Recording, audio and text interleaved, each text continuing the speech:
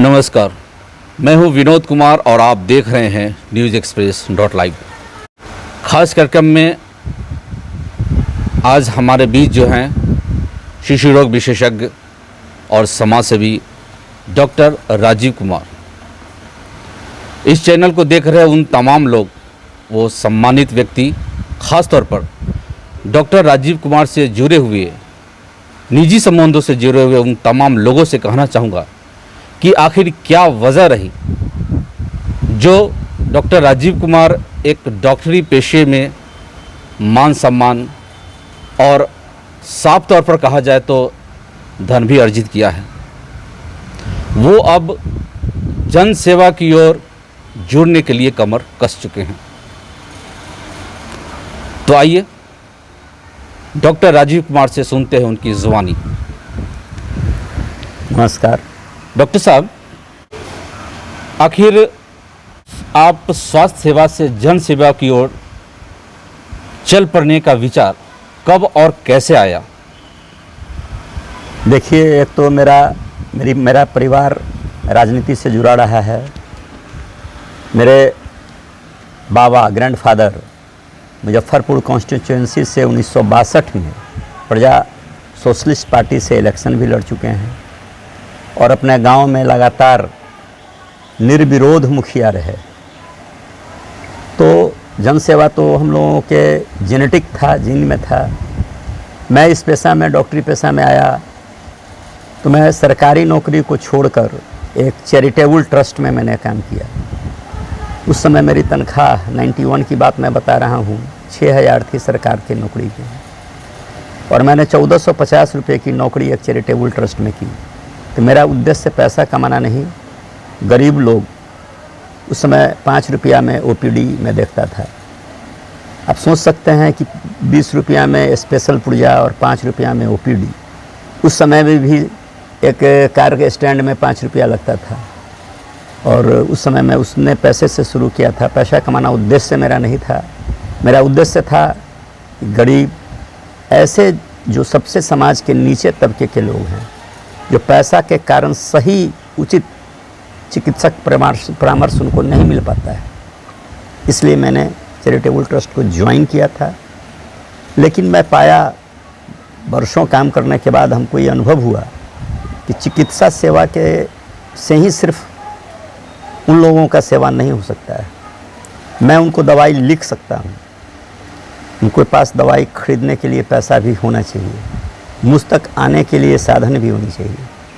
तो मैंने पाया कि भाई मैं अपने जिस ग्रामीण क्षेत्र में मैं रहता हूँ, वहाँ के लोगों को मुझ तक पहुँचने के लिए शहर में काफ़ी कठिनाइयों का सामना करना पड़ता था। कभी बाढ़ की मार के कारण नाव से आते थे, और अखबार में अक्सर आपने देखा होगा कि नाव डूब गई और वो लोग बच्चे को दिखाने के लिए आ रहे थे। तो सबको हमको लगा कि नहीं, इनको उस तरह की सेवा मिलनी चाहिए जिससे इनका यातायात का साधन, जीवन स्तर कुछ ऊपर उठ सके, शिक्षा का माहौल उनको मिल सके, उनको ये अधिकार हो कि भी उचित शिक्षा प्राप्त कर सकें। तो मैंने सोचा कि नहीं, ये चिकित्सा सेवा में रह के मैं कुछ लोगों की आर्थिक मदद कर सकता हूँ, किया भी हूँ। लेकिन मैं एक समाज को पूरी तरह से जड़ से जुड़ के उनकी सेवा नहीं कर सकता हूँ। इसलिए मैंने सोचा कि मुझे राजनीति में आनी चाहिए और इसमें आके ही मैं उन लोगों की इस तरह की सेवाएं कर सकता हूँ। मेरा दूसरा सवाल डॉक्टर साहब कि आपके जानने वाले लोगों से हमने सुना है कि आपको डॉक्टर के तौर पर सराहा गया है, और जैसा कि मीडिया के अन्य लोगों से पता चला है कि आपको कई अवार्ड और पुरस्कार भी मिल चुके हैं। तो इस संबंध में भी हमें कुछ जानकारी दीजिए। बहुत शुरू में ही जब मैं कहा आपको कि सरकारी नौकरी छोड़कर जब मैं चैरिटेबल ट्रस्ट में आया, तो 1995 में ही मेरे कार्य से प्रभावित होकर दिल्ली की chest association of chest physician ने मुझे विशिष्ट चिकित्सा मेडल अवार्ड से नवाजा था, और वहाँ से ये कार्यक्रम चलता रहा जो 2020 तक। लगभग मुझे लगता है कि बहुत सारे अवार्ड, जैसे कि अवंतिका इंटरनेशनल अवार्ड है, मुजफ्फरपुर में तो खैर rotary pride of rotary award, बहुत सारे अवार्ड मुझे मुजफ्फरपुर लोकल स्तर पर, जैसे मुजफ्फरपुर विभूति सम्मान, और जैसे कि मैं आपको बताऊं मुजफ्फरपुर के जो बहुत सारे अवार्ड हैं जो हमको अभी इस समय तत्काल बहुत याद भी नहीं होगा कि जो शहर में हमको दिया है। उसके बाद ऑल इंडिया लेवल पर जो हुआ उसमें मुझे राष्ट्र रत्न अवार्ड भी मिला है, 2 बार राष्ट्र रत्न अवार्ड मिला।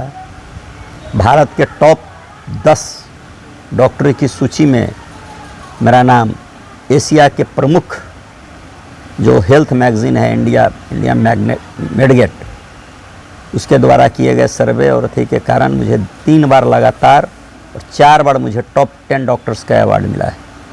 मुझे national personality of the year का भी अवार्ड 2014 में मिल चुका है और Asia award CMO Asia award जो मुझे सिंगापुर में मिला वो भी मुझे मिल चुका है।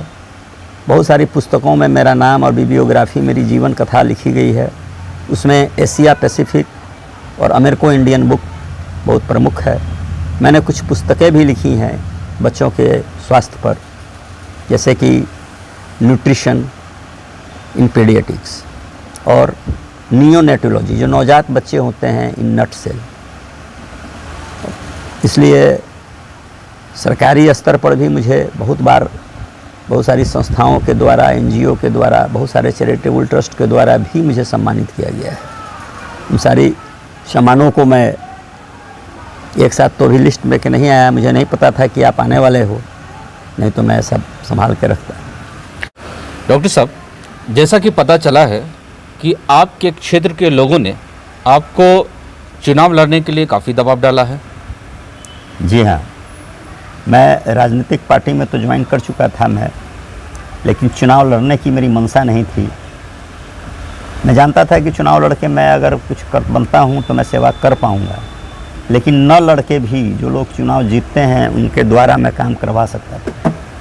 तो स्वयं इस फील्ड में आने की मेरी उतनी इच्छा नहीं थी, लेकिन कांटी की जनता ने, मैं समझता हूँ कि लगातार 2014 से हमको प्रेरित करती रही, उन पर दबाव डालती रही कि देखिए आप जिस क्षेत्र में रहते हैं उस क्षेत्र का विकास थमा हुआ है, आप लोगों के बच्चे के स्वास्थ्य बीमारी का इलाज करते हैं, तो क्या कांटी जो है वह पूरी तरह से हर क्षेत्र में, सिर्फ स्वास्थ्य ही नहीं, शिक्षा ही नहीं, बहुत सारे जो यातायात के साधन मैंने बताया, जो बुनियादी आवश्यकताएं हैं उसकी भी पूर्ति नहीं हो पाती है लोगों के बीच में। तो आपको इस फील्ड में आना चाहिए और हम लोगों की सेवा में आपको आना चाहिए। उनके दबाव के कारण इस बार मैंने निर्णय लिया है कि मैं कांटी विधानसभा से चुनाव लड़ूंगा। डॉक्टर साहब, संक्षेप में आपसे एक जानना चाहता हूं कि अभी तक आपने लोकहित में क्या क्या और कौन कौन से कार्यक्रम किए हैं? देखिए, मैंने आपको बताया कि मैं मोर देन 1000 हज़ारों से ज़्यादा की संख्या में मैंने निःशुल्क चिकित्सा शिविर लगाई है और हर साल AES के लिए मैंने जागरूकता अभियान चलाया है। हर साल अपने क्षेत्र में, जैसे कि कांटी में मैंने कलवारी में चलाया है, भटौना में चलाया है, कोल्हुआ में चलाया है। और आपको बता दूं कि AES के लिए 2014 में 2 बच्चे कोल्हुआ प्रखंड के, कोल्हुआ पंचायत के 2 बच्चे AES से मर गए। डॉक्टर साहब, अभी जो रेशो देखा जा रहा है, AES की संख्या पहले की अपेक्षा अब बिल्कुल ही बहुत कम हो गई है, इसके बारे में आप कुछ बताइए। देखिए, AES जो है उसका सही में मैं भी देख रहा हूँ 1994-95 से मैं लगातार उस पर काम और शोध कर रहा हूँ। शोध का एक ही निष्कर्ष था कि आप जागरूक बनाएं जनता को कि क्या खाना है, खाली पेट बच्चा नहीं सोए, ऐसा जागरूकता करें। और गाँव में, हर PSC में आशा को निर्देश और उसको ट्रेनिंग दें, डॉक्टरों को ट्रेनिंग दें। मैं आपको बता दूं, इस साल जो रेशियो कम है इसका सारा श्रेय मैं माननीय मुख्यमंत्री श्री नीतीश कुमार जी को देना चाहता हूं, क्योंकि उनके सार्थक प्रयास से हमारे डॉक्टर दिल्ली जाके ट्रेनिंग लिए हैं, पटना जाके ट्रेनिंग लिए हैं, आशाओं की ट्रेनिंग हो रही है, PSC स्तर पर डॉक्टरों की ट्रेनिंग हो रही है जो कि SKMCH में हो रहा है, सदर अस्पताल में ट्रेनिंग हुई है। ये सारा व्यवस्था को कोऑर्डिनेट उन्होंने करवाया है अपने नेतृत्व में, और इसका इसकी वजह से गांव में हर बच्चा जान गया है कि हर महिला जान गई है कि हमारे बच्चे को खाली पेट नहीं सुलाना है और खाने में रात में ज़रूर ही कोई मीठा पेय पदार्थ या मीठा कोई देना है। कुछ नहीं मिले तो एक गुड़ का ढेला भी खिला देना है। तो आज उसका असर ये पड़ा है कि सचमुच AES इस बार बहुत कम है। अभी तक केजरीवाल अस्पताल में 7 बच्चे आए हैं और दुर्भाग्यवश एक बच्चे की ही मृत्यु हुई है। पिछले साल का ही कंपैरिजन कर लें तो अभी तक हम समझते हैं कि 25-30 बच्चे भर्ती हो गए थे और 7-8 की मौत भी हो गई थी। तो निश्चित तौर पर ये श्रेय सरकार को जाती है और सरकार में खासकर मुखिया जो हैं सरकार के हमारे माननीय श्री नीतीश कुमार जी, उनको जाता है। डॉक्टर साहब, अब इतना बताएं कि जनता आपको इतने जोश और उत्साह के साथ उम्मीदवार बनाना चाहती है, आप इसे कैसे और देखते समझते हैं? देखिए, कांटी की जो जनता है इतने जोश और उत्साह के साथ हमको लाना चाहिए, ला रही है, इसके पीछे बहुत सारी बातें हैं। दरअसल कांटी के जो भौगोलिक स्थिति कहिए, वहाँ की जो सामाजिक स्थिति कहिए, वो पूरी तरह से चरमरा के रह गई है। आप देखिए, पिछले 5 सालों में विकास नाम की कोई बात ही नहीं हुई है। पुल टूटा है, बंद टूटा है, रोड जो ढलाया गया है आधा ढला है, आधा नहीं ढला है। पूरी तरह से सामाजिक जो समन्वय होता है वह भी पूरी तरह से वहाँ पर ठीक नहीं है। तो लोगों के बीच में आक्रोश है, दुख है। तो इन सब के परिणाम स्वरूप वो चाहते हैं कि ऐसे लोगों को लाया जाए जो कांटी के विकास के सहयोगी हो, जो एक सामान्विक स्थिति को लाते हुए, सामुदायिक स्थिति को अच्छे से लाते हुए समाज को आगे की ओर अग्रसर कर सकें। ऐसा उनका सोचना है कि मैं ऐसा कर सकता हूँ और शायद मैं भी ऐसा समझता हूँ कि मैं ऐसा कर सकता हूँ। इसलिए मैं उन लोगों के इन जो दृष्टिकोण है उससे सहमत होते हुए इस पर मैं आया हूँ इस फील्ड में। डॉक्टर साहब, आपकी लोकप्रियता को देखते हुए आपको जनता ने विधानसभा चुनाव में जिताने के लिए मन बना रखा है, तो क्या आपको पता है और आपको इसके बारे में क्या कहना है? मैं समझता हूँ कि जीतने का मन बना रखा है, तो जब भी आप पहला कदम उठाते हैं तो मुझे लगता है कि आपकी आधी कार्य पूरी हो जाती है। तो हृदय से, मन से, ईमानदारी से उठाया हुआ हर कदम मंजिल की ओर ले जाता है। और मैं आपको बता दूं कि मेरी ईमानदारी पर किसी को संशय नहीं है, शक नहीं है। मैंने ये प्रमाणित भी कर चुका हूँ। मैंने बताया जितने अवार्ड में मुझे एक ऑनेस्ट ईयर अवार्ड भी मुझे सुलभ के द्वारा मिल चुका है। तो उन लोगों को लगता है जो भी फंड आता है विकास के लिए, उसमें से ये तो निश्चय ही है कि उसमें से मैं अपने ऊपर तो उपयोग नहीं कर सकता हूँ, करूँगा भी नहीं, क्योंकि मैं हर तरह से परिपूर्ण हूँ। मेरे सारे बच्चे डॉक्टर हैं, उनकी शादी मैं कर चुका हूँ और वो भी सभी डॉक्टरों से की है। तो इसलिए इस विभाग में जो मैं स्वास्थ्य सेवा देता रहा हूँ वो अविरल चलता रहेगा। और मुझे पैसों की भी कमी नहीं है कि मैं इस फंड से पैसा चुराऊँ या लूँ और किसके लिए लूँ। मैं खुद सक्षम हूँ, अभी भी मैं काम कर रहा हूँ, मेरे सारे बच्चे सेटल हैं, तो मैं समाज के लिए ही काम करूँगा, ये उनके मन में है। और जीत की जहाँ तक बात है तो इसको कोई भी आदमी नहीं जानता है कि कौन जीतेगा, लेकिन मैं आपको यहाँ पर अभी इस समय विश्वास दिला देता हूँ कि मैं अगर लड़ता हूँ या लड़ूंगा तो निश्चय ही निर्विवाद रूप से सत्य है कि मैं चुनाव लड़ रहा हूँ। और आप देखिएगा, फिर आप आइएगा, विजयी भी मैं ही होऊंगा।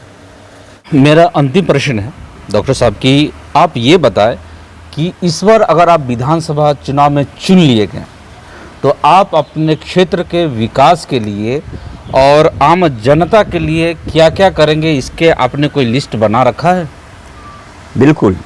देखिए, जब भी कोई आदमी प्लान से काम करता है, प्लान्ड वे में काम करता है, तो वो कार्यान्वयन करने के प्रयास करे वो कार्य पूरा होता है। तो कांटी में जो मूलभूत समस्याएं हैं उनकी मैंने लिस्ट बना ली है। लोगों से मिला हूँ, उस क्षेत्र के लोगों से उनकी बातों को सुना हूँ और सबसे पहले मैं आपको बता दूं कि अगर मैं विधायक बनता हूं तो मेरा अपना जो निजी सोच है कि हर पंचायत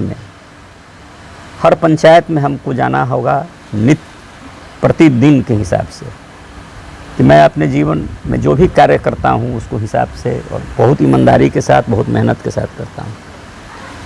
तो मान लीजिए हम किसी भी पंचायत को चुन लें, उस पंचायत में हम एक पंचायत से शुरू करते हुए सारे जो 35 पंचायत हैं कांटी में, 35 पंचायत को अगर हम एक एक पंचायत में 2 दिन भी देते हैं तो 70 डेज, 70 दिन में आप पूरे पंचायत में घूम सकते हैं और उसके जो मूलभूत समस्याएं हैं, जो मैं भी कुछ पंचायत का जानता भी हूँ कि यहाँ की सड़कें टूटी फूटी और नाला तक नहीं बना हुआ है, तो मेरे लिस्ट में है। और मैं वहाँ के लोगों से मिलकर उनकी प्राथमिकताओं के अनुसार काम को मैं करूँगा। ये नहीं है कि नहीं साहब हम अपने हिसाब से ये करना है। वहाँ की जनता को सबसे बड़ा प्रॉब्लम क्या है, जैसे ही कहीं की जनता का डिमांड है कि मेरे पंचायत में स्कूल होना चाहिए, तो मैं प्रयास करूँगा कि वहाँ स्कूल हो। जहाँ पर कोई एक सामुदायिक चिकित्सालय नहीं है, प्राथमिक हेल्थ सेंटर बहुत अच्छे से नहीं डेवलप है, वो करूँगा। वो सब मेरे खाके में, मेरे दिमाग में चल रहा है। लेकिन मैं निश्चित तौर पर लोगों से मिल के, उनके पास जाके उनकी समस्याओं को सुन के, एक एक समस्या का, एक एक पंचायत का समस्याओं को एक एक करके मैं पूरा करूँ। बहुत बहुत धन्यवाद आपका। आपने बिल्कुल एक धन्यवाद। सटीक तरीके से आपने हर सवालों का जवाब दिया है और आपने जो एक योजना बना रखी है बिल्कुल एक कारगर साबित हो सकता है अगर आप इसमें जीत जाते हैं तो, और जनताओं को पूरा योगदान दे पाएंगे। अपना कीमती वक्त आपने दिया, इसके लिए बहुत बहुत शुक्रिया, धन्यवाद। Thank you. आज के खास कार्यक्रम में जिनसे बात हो रही थी, ये थे शिशु रोग विशेषज्ञ और समाजसेवी डॉक्टर राजीव कुमार, जो इस बार कांटी विधानसभा क्षेत्र से चुनाव लड़ने के लिए कमर कस चुके हैं और उन्होंने अपने हर एक सवालों का जवाब देकर ये साबित किया है कि सचमुच अगर ऐसे नेता अगर एक क्षेत्र में हो जाए तो उस क्षेत्र का विकास ज़रूर होगा। मैं विनोद कुमार इतना ही कहकर धन्यवाद देता हूँ। धन्यवाद।